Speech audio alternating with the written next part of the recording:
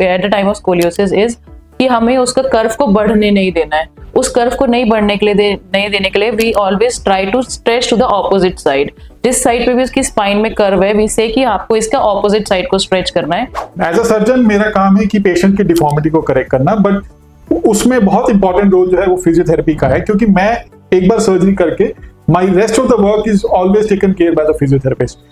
Patient को उसको normal life में वापस लाना, उसकी लिम्स को स्ट्रेंथन करना, उसके लंग्स को स्ट्रेंथन करना, उसकी बाकी कोर मसल्स को स्ट्रेंथन करना, ताकि वो रेस्ट ऑफ द लाइफ उसको फ्यूचर में प्रॉब्लम ना हो। तो वी ऑलवेज टेल पेशेंट कि आपको इसमें ऐसे एक्सरसाइज करनी है जिससे आपको अपने करेक्ट पोस्चर की अवेयरनेस हो और उसके अंदर आपकी ब्रीदिंग भी आगे चल के कॉम्प्रोमाइज नहीं हो। Hi, I am doctor Nikhil Jain. I am a spine deformity and endoscopic spine surgeon. I am a consultant at Manipal Hospitals, Dwarka, Delhi. Hi, my name is Dr. Vaishali. I am physiotherapist. I have my clinic in Janakpuri. I have already worked with Apollo and AIM. तो आज का हमारा जो topic है वो scoliosis के ऊपर है।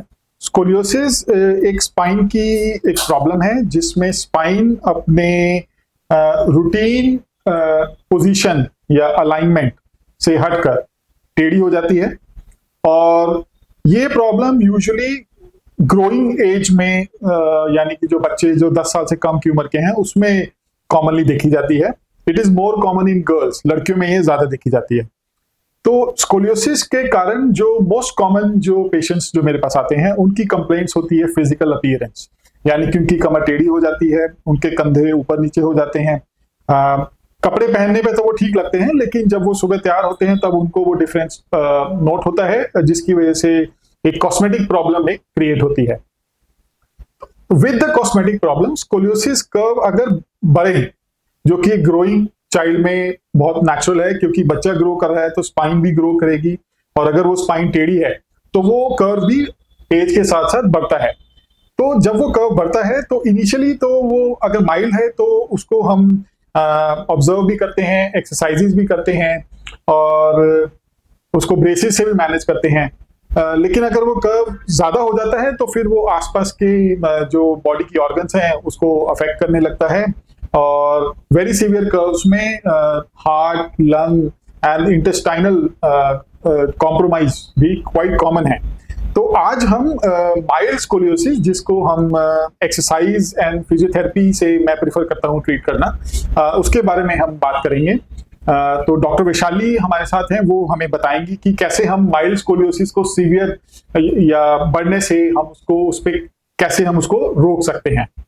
So basically, जैसे अगर हमारे पास स्पाइन स्पेशलिस्ट ने है sent for physiotherapy, what we do is we see कि if curve is not that much and spine specialist has said कि कुछ टाइम आपको ट्राई करना है एक्सरसाइज करके, तो हम उसको कुछ एक्सरसाइजेस बताते हैं, उसमें हम उसको बता देते हैं हमारे गोल्स ऑफ फिजियोथेरेपी क्या है। Basically goals of physiotherapy during और at the time of scoliosis is कि हमें उसका कर्व को बढ़ने नहीं देना है। उस कर्व को नहीं बढ़ने के लिए नहीं देने के लिए we always try to stretch to the opposite side. जिस साइड पे भी उसकी स्पाइन में कर्व है, वी से कि आपको इसका ऑपोजिट साइड को स्ट्रेच करना है, क्योंकि यूजुअली हमने फिजियोथेरेपी में देखा है कि जो भी साइड का टाइट मस्कुलेचर होगा उस आपका जो स्पाइन है उसके ऑपोजिट साइड पे उसका कर्व बढ़ जाएगा।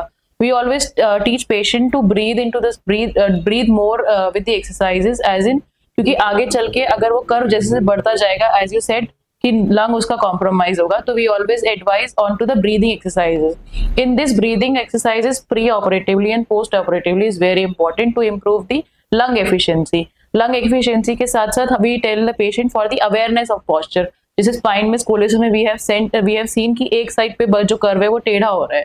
अगर वो टेढ़ा होता चला जाएगा तो एक साइड से जब मस्कुलेचर छोटा होता चला जाएगा तो हम उसको उसमें क्या क्या एक्सरसाइजेस करनी है उसके लिए बोलते हैं। देन वी टेल पेशेंट की उस अवेयरनेस ऑफ पोस्चर के लिए हम कुछ प्रोप्रियोसेप्टिव एक्सरसाइजेस बताते हैं। Proprioception is nothing just joint sense. तो with increase in angle our joint sense reduces, which आगे चल के आपके बैलेंस को भी वो अफेक्ट करता है। तो ये सब आगे नहीं प्रॉब्लम आए, इसलिए हम उसको प्रोप्रियोसेप्शन फंक्शनल ट्रेनिंग, अगर बच्चा यंग है, अगर स्कूल गोइंग है या आपका कॉलेज गोइंग भी है, तो वी ऑलवेज टेल पेशेंट कि आपको इसमें ऐसे एक्सरसाइज करनी है जिससे आपको अपने करेक्ट पोस्चर की अवेयरनेस हो और उसके अंदर आपकी ब्रीदिंग भी आगे चल के कॉम्प्रोमाइज नहीं होगी। तो जैसा डॉक्टर वैशाली ने बताया, जो माइल्ड कर्व्स हैं आई प्रीफर कि हम उसमें एक्सरसाइज और फिजियो करें, विद एक्सरसाइज एंड फिजियो मैं उनमें ब्रेस भी एडवाइस करता हूँ। जो ब्रेस का टाइमिंग है मैं अपने पेशेंट्स को बताता हूँ। इसमें ब्रेस का ध्यान रखना भी बहुत जरूरी है। तो काफी केसेस में ये जो थेरेपी है ये बहुत सक्सेसफुल है। बच्चा अगर ग्रोइंग एज में इस एक्सरसाइज को और ब्रेसिंग को रिस्पॉन्ड करता है तो वो कर्व काफी हद तक रुक जाते हैं और फिर ग्रोइंग एज में जाके वो बहुत ज्यादा सीवियर नहीं होते, तो उससे फिर दे कैन अवॉइड सर्जरी। अब कुछ स्कोलियोसिस के कर्व्स हैं जो कि सीवियर होते हैं, जो ऑलरेडी मेरे पास आते हैं वो सीवियर हो गए होते हैं और वो अफेक्ट कर रहे होते हैं लंग और हार्ट को, या फिर वो इतना सीवियर होता है कि पेशेंट की अपीयरेंस बहुत ही ऑड लगने लगती है।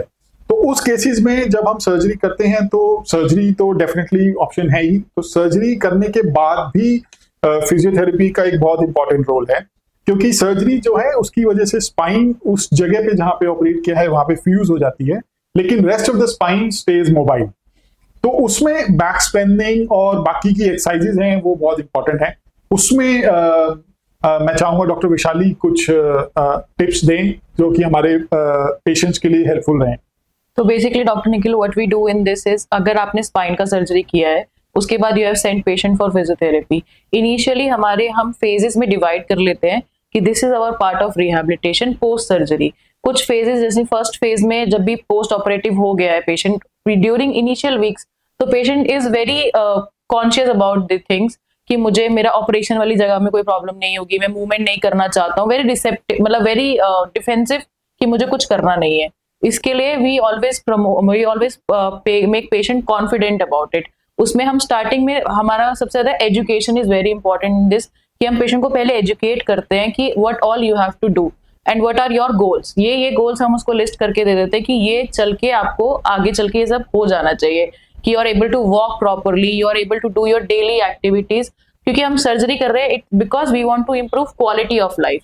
तो in improving quality of life we want patient का जो पोस्चर अवेयरनेस है पोस्ट सर्जिकल भी वो बिल्कुल करेक्ट रहे, क्योंकि क्या होता है कि बहुत टाइम से they are into the faulty curve, but now you have corrected it, so it is our job कि उस करेक्शन ऑफ पोस्चर को हम मेंटेन करें। उस करेक्शन ऑफ पोस्चर के लिए हम उसको सेट ऑफ एक्सरसाइजेस अपने साथ गाइडेड करवाते हैं, जिससे आगे चल के ये ना हो कि हमने उसको पोस्चर भी करेक्ट करा, हमने उसकी सर्जरी भी कर दी, बट लेकिन वी वांट इज कि वो वापस फॉल्टी उसमें वापस ना चला जाए।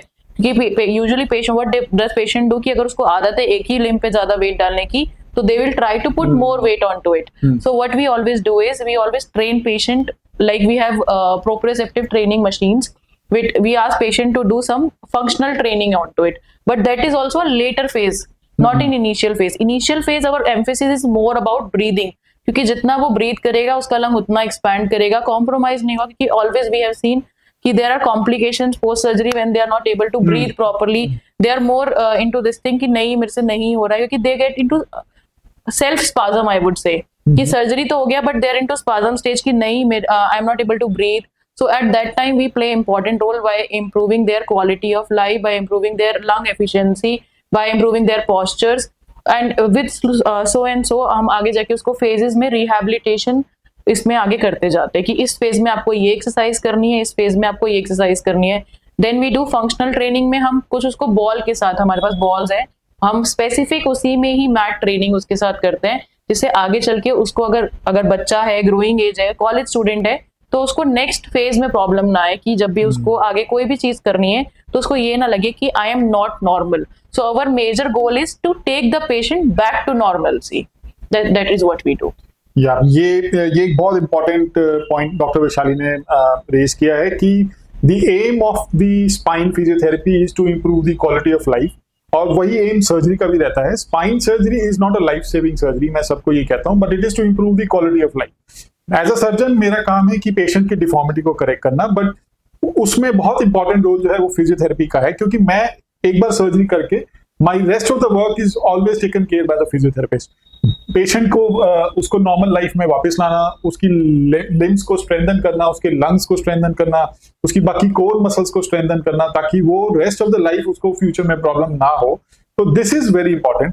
सो I always encourage for all the patients, not only scoliosis, for any spine surgery, after you have, before you have gone through surgery, physiotherapy is important, and after the surgery also physiotherapy in phases is very important. तो I hope आज के इस podcast के through हम बहुत ही basic सी information अपने viewers को पास कर पाए हैं। मेरा एक ही कहना है कि आप स्पाइन सर्जरी को एक उसके अराउंड काफी सारे मिथ्स हैं लोगों को कि स्पाइन सर्जरी बहुत ही रिस्की है और उसके बाद पेशेंट्स को पैरालिसिस हो जाता है। तो मैं चाहूंगा कि आप उस चीज को ना सुने। Spine surgery is very safe, it is very successful. आज हमारे पास बहुत अच्छे इंस्ट्रूमेंट्स हैं and spine surgery actually improves the quality of life. तो हम अपनी नेक्स्ट वीडियो में ये और हम spine myths around spine surgery के बारे में बात करेंगे। Hope to see you again. Thank you. Thank you.